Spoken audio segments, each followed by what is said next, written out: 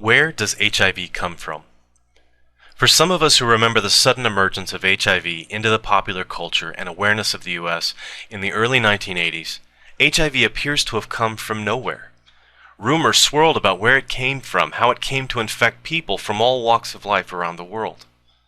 It's only now, after over 25 years of research and discovery, that we can finally start to say with some confidence where HIV came from.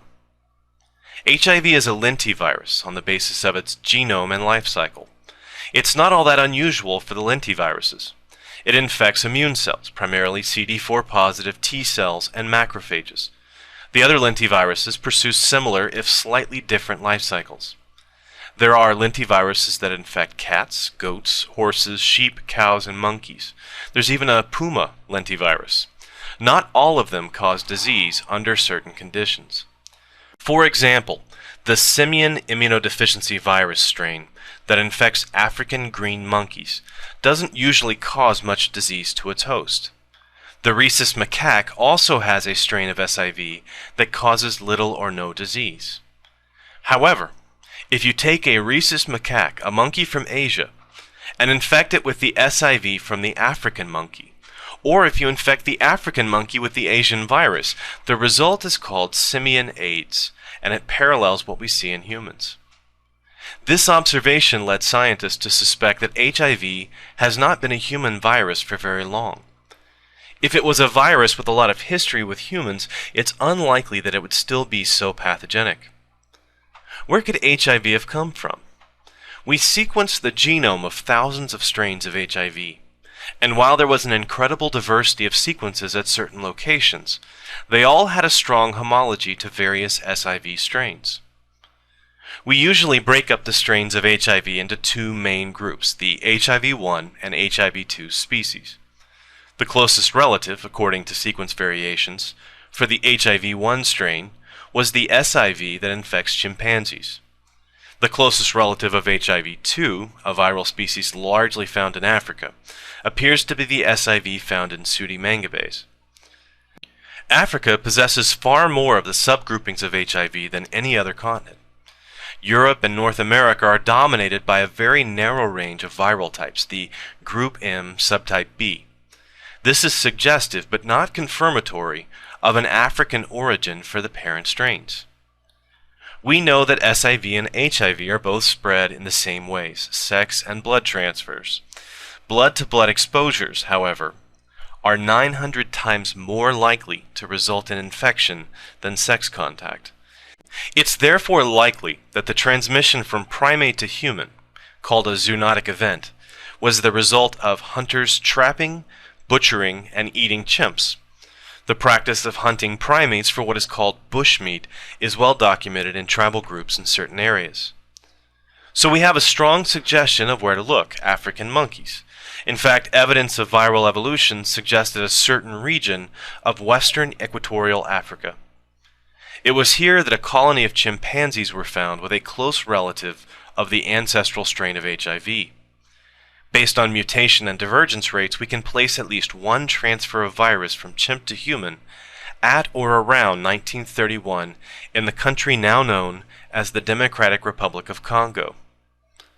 There is some evidence to suggest that previous transfers of chimp to human may have occurred as far back as the 1880s, but it's not yet clear if these prior transfers had any ancestry to the current strains.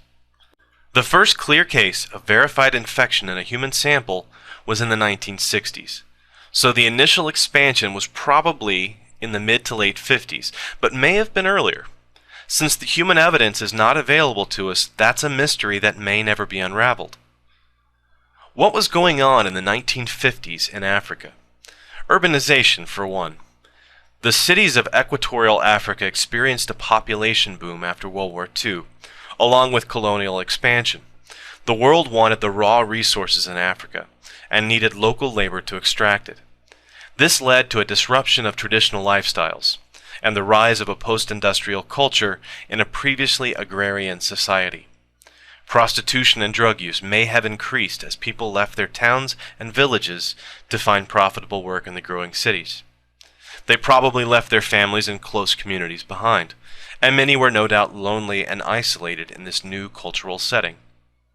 It could be said that it was not African culture that led to the spread of HIV, but the effect of colonialism and industrialization in an area that had frequent contact with our close primate relatives. Previous zoonotic transfers of HIV, and it's likely that there were many over the centuries, from prey to hunter, were previously isolated by the low infection rate from anything but blood-blood contact. It was the addition of injectable drugs, prostitution, and urbanization that probably allowed HIV to escape the small region in which it frequently emerged. It appears that the next link in the chain was either to Haiti by direct immigration, or directly to the US. Or it might have been spread to Europe by sailors on cargo ships and then to North America.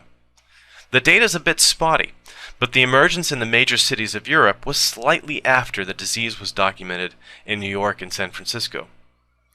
Asia and Russia may have been infected by a second wave of emergence, as their subtype profiles are markedly different than the European and North American subtypes. South America, Australia, and Northwest Asia are a possible third wave emergence.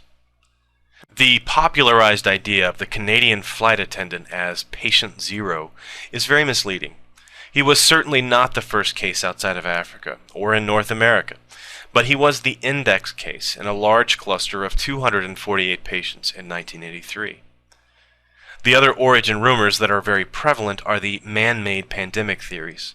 For example, the oral poliovirus vaccine transmission theory, which has no basis in fact, but it satisfies the need some people have for a good narrative, with a shadowy evil agency acting behind the scenes. The OPV hypothesis, advanced by BBC correspondent Edward Hooper and documented in his book The River, suggests that an SIV-contaminated chimpanzee culture was used to prepare the oral polio vaccine given in the late 50s and early 60s. His theory, which was effective at selling his book and ignited the imagination of conspiracy theorists, proposed that this SIV-contaminated vaccine culture humanized the simian virus. But as the evidence shows, HIV had emerged in its modern form prior to the polio vaccine era. The frozen vaccine lots of that time period were thawed and tested for the presence of either SIV or HIV by an impartial third party. It's also completely implausible that HIV is an engineered virus or bioterror agent. The state of molecular biology in the 1950s was rudimentary. The capability did not exist at the time to make the precise molecular changes needed to generate HIV from SIV. Even crude techniques like co-culturing of the simian virus with known human pathogens like influenza would have been unsuccessful. HIV shows all the hallmarks of a zoonotic jump, not design. For example, look again at the distribution of HIV clades around the world. Note that there is profoundly more diversity in Africa. How could we account for that if every continent had been infected at roughly the same time by the same virus? Here are the figures for the number infected. Why would Africa have such a high prevalence and only in certain areas? We could implicate cultural differences, but then why is there such a gradient of infection across African nations of similar culture and population composition? If all these populations were simultaneously infected, why would such large differences be apparent? As a scientist, I remain open to new evidence on this topic. However, accusation is not the same as evidence. Until the conspiracy theorists of the world do some real empirical testing, their claims can be dismissed out of hand. I hope this has been informative. There's one concluding thought I'd like to leave you with. There's so much information on the internet which isn't based in fact, may be medically dangerous, or based on a paranoid fantasy. Here's a general rule. Call it Concordance's rule. Never take medical advice from the internet. Ask a licensed qualified doctor what the best plan is for your health. Discuss with him or her any concerns you may have and radical life changes you want to try. Listen to their advice. Your local doctor can help you sort the facts from the fiction and keep you from doing harm to yourself or others. Do it for the people you love and do it for yourself. Thanks for watching.